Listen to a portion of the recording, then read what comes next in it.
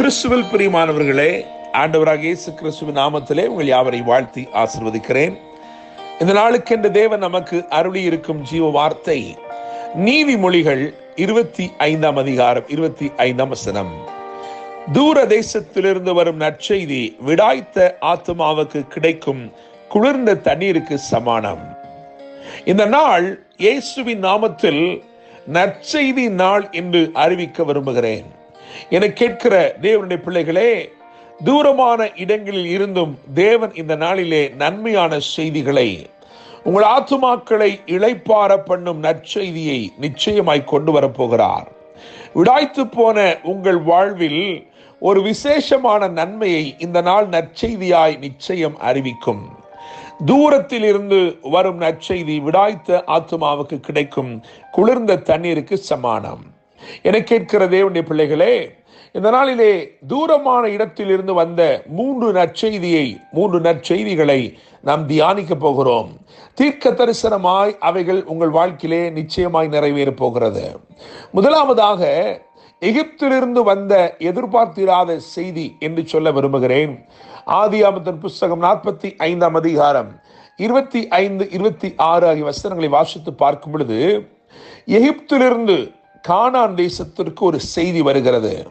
அது யாக்கோபை தேடி வருகிறது.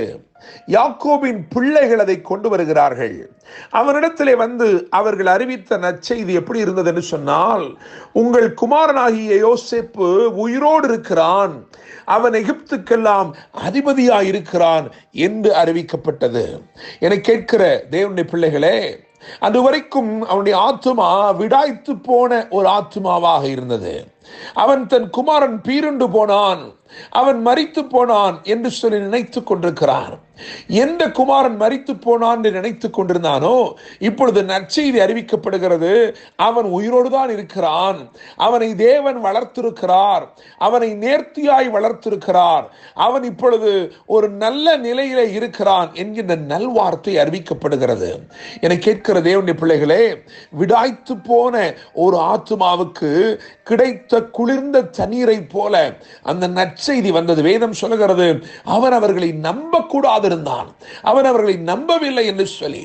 ஆயினும் வண்டிகளை பார்த்த பொழுது, விசேஷமான கொழுமையான பதார்த்தங்களை எல்லாம் அவன் கண்டபோது வேதம் சொல்லுகிறது, அவன் ஆவி உயிர்த்தது என்று சொல்லி அவனுக்கு நேராக ஒரு அழைப்பு விடுக்கப்பட்டது.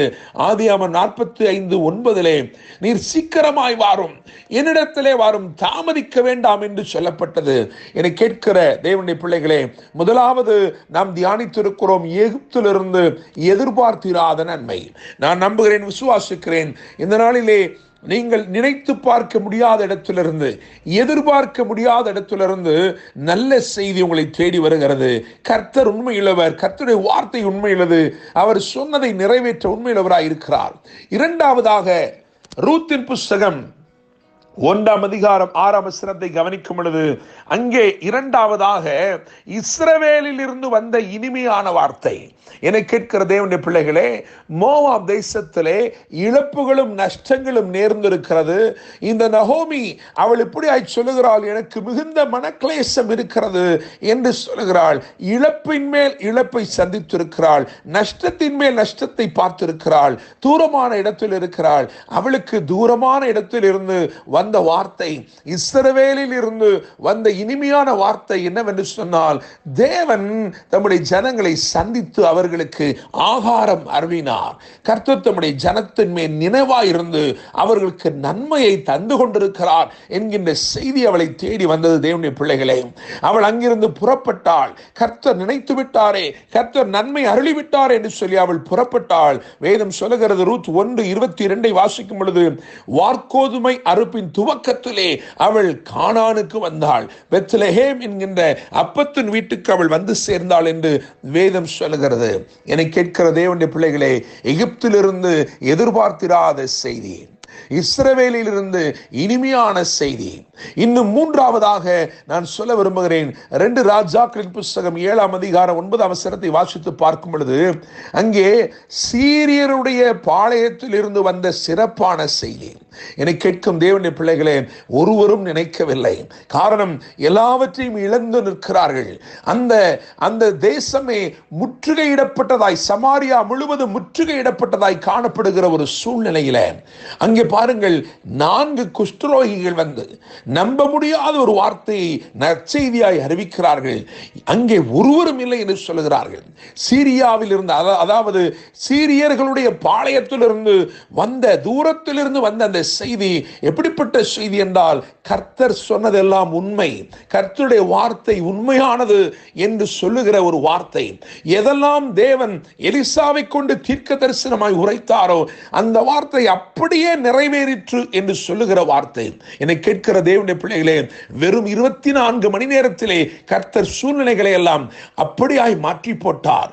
ஒன்றுமில்லை என்று சொல்லி சாவுக்கு நேராய் விரைந்து கொண்டிருந்தவர்கள் இப்பொழுது சம்பூர்ண நன்மைகளை வாசலிலே பெற்றுக் கொண்டார்கள். நான் நம்புகிறேன், விசுவாசிக்கிறேன், கர்த்தர் இந்த நாளிலே எதிர்பார்த்திராத இடத்திலிருந்து, அதாவது எகிப்திலிருந்து எதிர்பார்த்திராத நற்செய்தி வந்தது.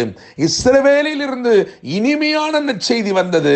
சீரியருடைய பாளையத்திலிருந்து சிறப்பான நற்செய்தி வந்தது. நான் நம்புகிறேன், விசுவாசிக்கிறேன், தூரத்திலிருந்து கர்த்தர் இந்த நாளிலே நற்செய்தி அனுப்புகிறார்.